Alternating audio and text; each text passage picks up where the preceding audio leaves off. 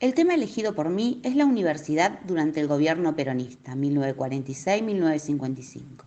Recordemos que el general Perón, antes de ser electo democráticamente, formaba parte del gobierno de facto de Farrell, desempeñándose como ministro de Guerra, de Trabajo y vicepresidente, el cual tenía como objetivo reprimir el comunismo, restringir la libertad de prensa y reorientar la educación. La función social de la universidad por aquel entonces era crear una especie de milicia que custodiara la religión católica y la patria. Una vez en el poder, Perón continuó con estos preceptos y bajo un discurso de nacionalismo extremo tomó una serie de medidas sistematizadas para cumplir con dicho objetivo. Su actitud frente a la universidad varió utilizando diversas tácticas que fueron desde la seducción hasta la represión. Por aquel entonces, la figura de la universidad como institución fue altamente criticada por el peronismo. Los fundamentos discursivos que avalaban su accionar eran: se señalaba que la universidad debía actuar en función social y a favor, cultural y técnicamente, de las masas trabajadoras.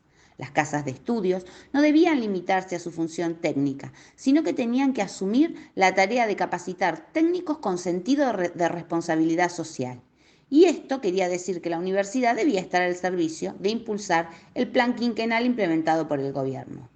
Se detectaron como elementos centrales de la política universitaria peronista el carácter gratuito impuesto a la enseñanza superior, la supresión de los aranceles, la puesta de la técnica y la ciencia al servicio del pueblo y la liberación de la universidad del control de las oligarquías políticas. Se utilizaron diversos métodos como la intervención en numerosas universidades del país y comenzaron las razias docentes, exoneraciones, cesantías, renuncias. Se impusieron veedores escogidos entre el personal administrativo, impuestos a los docentes para controlar sus exámenes. Se suplantó a 1.250 docentes por otros de origen peronista. Algunos docentes y alumnos perdieron la vida en diversas represiones que se suscitaron en estos tiempos. Las tácticas utilizadas para llevar a cabo sus propósitos pueden resumirse así: eliminar a los docentes opositores sin considerar métodos científicos y reemplazarlos por adeptos al oficialismo; dictar una ley, la 13.031, que anulara la autonomía y permitiera controlar a las autoridades universitarias mientras predicaba el apoliticismo; adoctrinar y cooptar el movimiento estudiantil, creando entidades rivales que gozaran del apoyo oficial. Por último, de fracasar ese objetivo, reprimir a la oposición cuanto resultase necesario.